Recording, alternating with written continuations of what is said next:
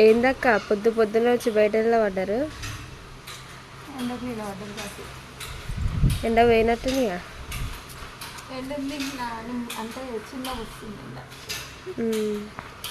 Daddy good morning. Good morning daddy. Good morning చెప్పు మమ్మీకి. Good morning అని బయట నేను చెప్పు. Good morning. ఏంటి అన్న అయితే అనిపిస్తుంది అక్క. అబ్బో డాడీ ఆయన ఆట చూడు.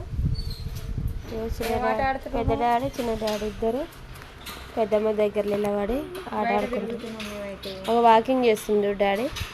గంట అయితే వాకింగ్ చేస్తుండు. చూసి ఒకసారి